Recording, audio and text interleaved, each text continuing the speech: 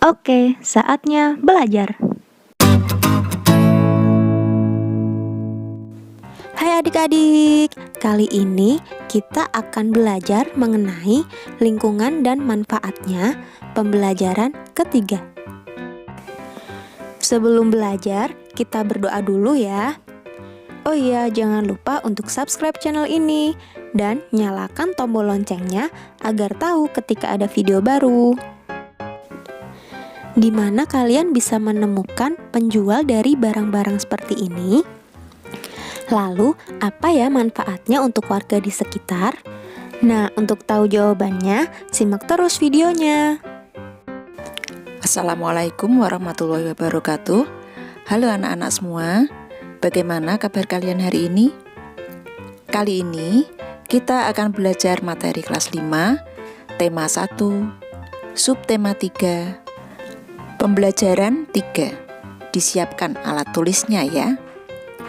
Adapun tujuan yang ingin kita capai pada pembelajaran kali ini adalah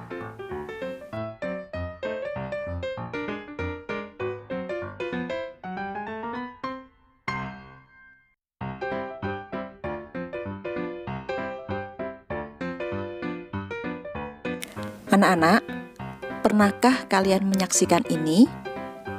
Ini adalah gambar karapan sapi, yaitu perlombaan pacuan sapi yang ada di Madura. Selain karapan sapi, Madura juga sangat terkenal dengan bahan tambang, hasil hutan, sampai dengan hasil pertanian dan hasil lautnya. Pulau Madura termasuk dalam wilayah Provinsi Jawa Timur. Meskipun demikian, Madura merupakan pulau tersendiri yang terpisah dari Pulau Jawa.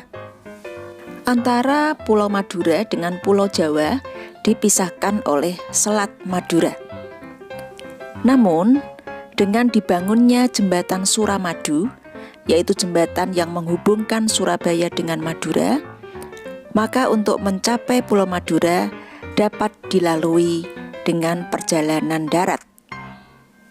Anak-anak, kondisi Pulau Madura yang terpisah dengan Pulau Jawa tersebut merupakan salah satu contoh kondisi geografis Indonesia.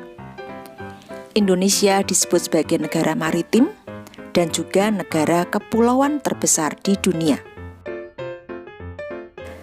Disebut sebagai negara maritim karena hampir 2/3 wilayah Indonesia merupakan perairan atau lautan. Sedangkan disebut sebagai negara kepulauan karena Indonesia memiliki banyak pulau. Setiap pulau memiliki karakteristik yang berbeda-beda, sehingga Indonesia memiliki beragam bentang alam, beragam kekayaan alam, suku bangsa, adat istiadat, budaya, agama, golongan, dan kelompok masyarakatnya.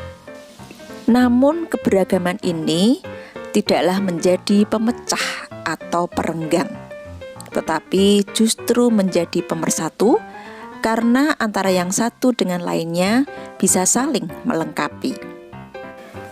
Sebagai negara maritim dan negara kepulauan, Indonesia menyimpan potensi yang sangat besar di berbagai bidang, seperti bidang ekonomi, sosial, budaya, dan transportasi. Lalu, bagaimana pengaruh kondisi geografis Indonesia terhadap kehidupan ekonomi masyarakat? Sebagai negara yang memiliki wilayah laut yang sangat luas, tentu saja Indonesia memiliki keanekaragaman sumber daya alam laut yang potensial, antara lain ikan, terumbu karang, wisata bahari, sumber energi minyak dan gas bumi, bahan mineral, dan juga media transportasi antar pulau. Nah, potensi sumber daya laut ini tentunya dapat memberikan kontribusi bagi kehidupan ekonomi masyarakat Indonesia, terutama masyarakat yang berada di daerah pesisir. Banyak pekerjaan yang bisa diusahakan untuk menunjang kehidupan ekonomi mereka. Jenis pekerjaan yang berkaitan dengan pemanfaatan sumber daya laut yang dapat menunjang kehidupan ekonomi masyarakat antara lain nelayan, petani garam, petani rumput laut, usaha pariwisata, pengeboran minyak lepas pantai, usaha pengawetan ikan, penjual souvenir hasil laut, dan masih banyak lagi. Itu tadi pengaruh kondisi geografis Indonesia terhadap kehidupan ekonomi masyarakat. Lalu, bagaimana pengaruh kondisi geografis Indonesia terhadap kehidupan sosial masyarakat? Anak-anak, Indonesia terletak di antara benua Asia dan benua Australia. Posisi ini menjadikannya sebagai jalur perdagangan dunia. Banyak pedagang dari berbagai negara yang melewati dan singgah ke Indonesia. Mereka membawa adat budaya dari negara asalnya. Lambat laun, adat budaya mereka akan berbaur, bercampur, bahkan melebur dengan adat budaya asli Indonesia. Berikut ini adalah beberapa dampak yang diakibatkan oleh letak dan kondisi geografis bangsa Indonesia sebagai negara maritim dan negara kepulauan. Yang pertama, komunikasi dan interaksi antar penduduk menjadi lebih mudah, baik itu antar warga Indonesia maupun orang Indonesia dengan warga asing.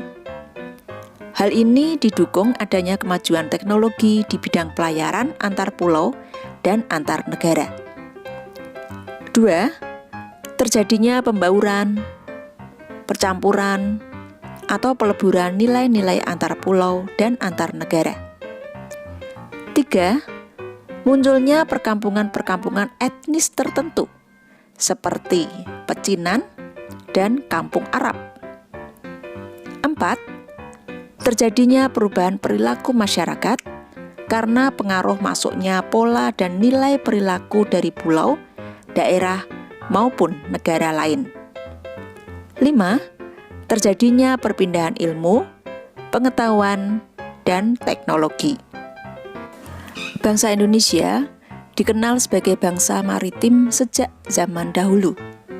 Bahkan sempat mencapai kejayaan pada masa kerajaan Sriwijaya dan Majapahit. Bagaimana kejayaan bangsa Indonesia sebagai bangsa maritim pada zaman dahulu? Sejarah telah mencatat bahwa kejayaan bahari bangsa Indonesia sudah lahir sebelum kemerdekaan. Hal ini dibuktikan dengan adanya temuan-temuan situs prasejarah maupun sejarah. Penemuan situs prasejarah di gua-gua Pulau Muna, Seram, dan Arguni yang dipenuhi oleh lukisan-lukisan perahu layar menggambarkan bahwa nenek moyang bangsa Indonesia merupakan bangsa pelaut. Kerajaan Sriwijaya bahkan memiliki armada laut yang besar dan kuat, serta mampu menguasai jalur perdagangan laut, dan pengaruh Sriwijaya meliputi Asia Tenggara. Kerajaan Mataram kuno di Jawa Tengah mampu membangun Candi Borobudur yang di dalamnya terdapat relief berupa gambar perahu layar dengan tiang-tiang layar yang kukuh. Kerajaan Singasari di bawah kepemimpinan Raja Kertanegara pun memiliki armada kapal dagang yang mampu mengadakan hubungan-hubungan dagang lintas laut. Berikutnya, Kerajaan Majapahit. Dengan kekuatan armada lautnya dan didukung oleh kemampuan perang Patih Gajah Mada, wilayah Kerajaan Majapahit makin luas dan berkembang menjadi kerajaan maritim yang besar. Itu tadi bukti-bukti sejarah yang menunjukkan kejayaan bahari bangsa Indonesia pada zaman dahulu. Namun, kejayaan bahari pada masa itu mengalami keredupan sejak datangnya bangsa Belanda ke Indonesia. Keberagaman yang disebabkan adanya perbedaan antara pulau satu dengan pulau yang lainnya tidaklah menjadi pemecah dan perenggang, namun justru menjadi pemersatu karena antara yang satu dengan yang lain bisa saling melengkapi. Hal ini sesuai dengan semangat persatuan dan kesatuan seperti pencerminan nilai-nilai Pancasila, khususnya Sila Persatuan Indonesia. Selain itu, juga mencerminkan nilai-nilai yang terkandung sila keadilan sosial bagi seluruh rakyat Indonesia. Pancasila merupakan satu kesatuan yang bulat dan utuh dari kelima silanya. Setiap sila yang membentuk Pancasila merupakan unsur yang mutlak yang membentuk kesatuan, bukan unsur pelengkap. Artinya, satu sila menjiwai dan dijiwai oleh sila-sila yang lain. Oleh karena itu, Pancasila tidak dapat diubah menjadi Trisila atau Ekasila. Satu perilaku bisa mencerminkan satu sila, dua sila, atau bahkan lebih. Contohnya pada peristiwa pemilihan ketua kelas.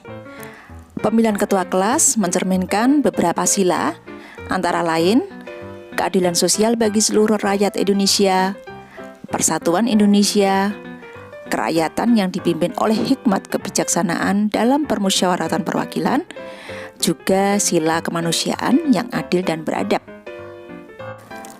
Pancasila menjadi pandangan hidup bangsa Indonesia. Maka dari itu, perilaku dan sikap masyarakatnya haruslah mencerminkan nilai-nilai luhur Pancasila.